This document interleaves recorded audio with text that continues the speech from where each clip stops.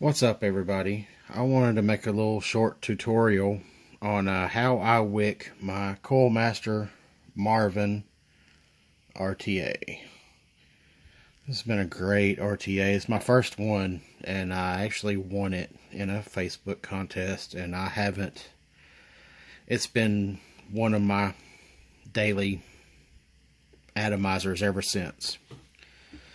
See, I've got two dual 24 gauge Canthal.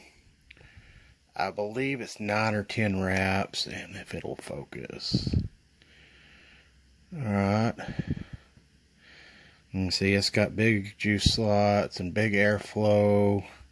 It's got two big airflows on the side. It's been a great addy. But what you want to do, I've already cleaned this at work. I've been running these coils for about a month now, or 3 weeks, somewhere around in there. But just pull the wicks out, get it red hot, and then I use compressed air at work to blow all the gunk off of it, all the burnt on, charred on stuff. But alright, so you take, and make it cut in a little point. A lot of people are so intimidated by building, and they see all these crazy intricate coils. I haven't ever had any luck with them. I've had so much more luck with standard round wire coils, and actually I prefer 22 gauge.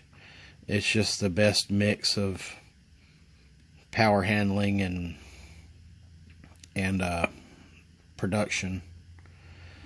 Alright, and you want this to just slide. You want there to be a little resistance on your cotton pulling through. You don't want it to be pulling apart. But I can hear it moving. And that should be just about right. And then I'm going to take and snip this end just wherever, just to cut it off, because I'm going to use the other bit for the other side. And by the way, I'm using cotton bacon prime, however it's going to show up. I actually prefer the V2, but I ran out and that was all I could find locally. So it works. It's got a little bit more break in than the V2, but it does the job. It does last a little bit longer, but it doesn't taste as good, in my opinion. But that's all subjective. Alright, make a point, stick it through there, pull it through. And again, there's resistance, but it's not pulling apart as I'm pulling through the coil. So we'll wiggle that one a little bit. Alright, and we can trim this end, and I'm going to go ahead and trim both of these. And you want to trim these right just a little bit outside of the deck, or outside of the base, however you want to put it.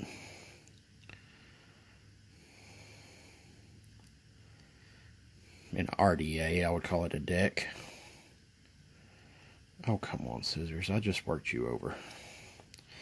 Alright, and I'm going to show you a method that was shown to me by a friend named Aaron from Facebook.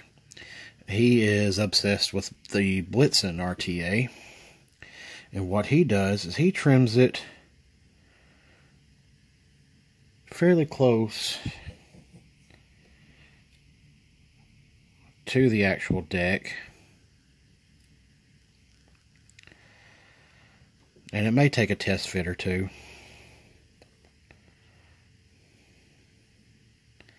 And notice I'm leaving the extra on the other end until I get there, because I don't want to cut it too short and I'll have to start over.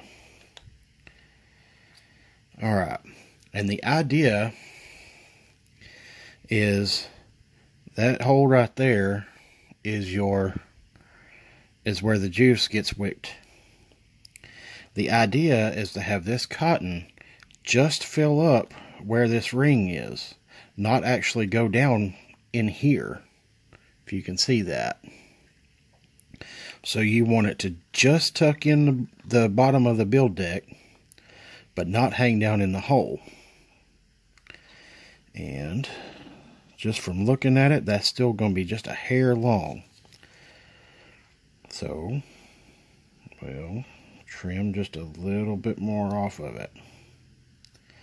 The idea is that gets more cotton in contact with your e-liquid, but it's not so much that it can't get through the hole. And you see how it's just barely coming down into that hole.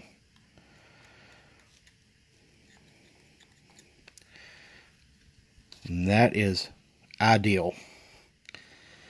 I used to fan these out and trim some of this stuff off of there. And then I saw that video and I was like, this man's a genius. What used to take me 20 minutes and trimming 20 plus minutes now takes me generally, if I'm not talking about it, about 10 minutes. And the more time you're wicking, the less time you're vaping.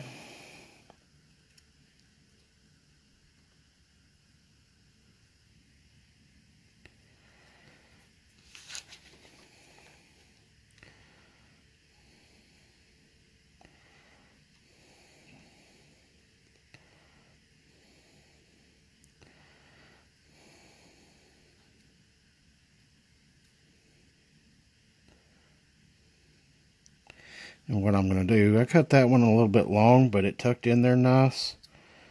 So I'm going to pull it from the other side to put it exactly where I want it, where it's just in that hole, where you can just see it starting to peek out from under the, go away,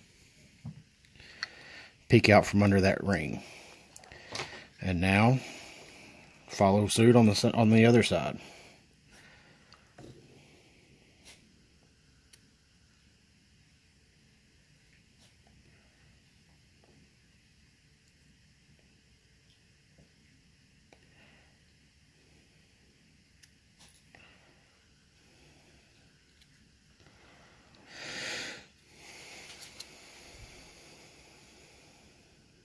Little scissors hurt my hand after a little while. Alright. And it's still too short, too long.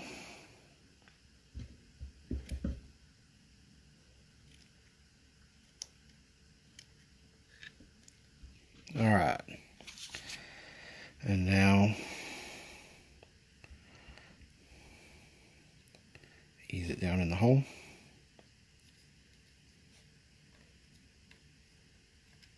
See, it's not touching the bottom of the juice hole, if you can see that.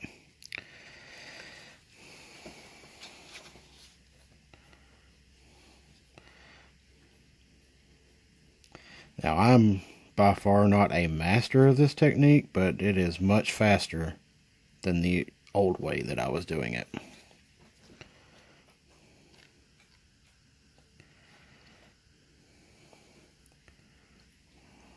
Stick it down in that hole.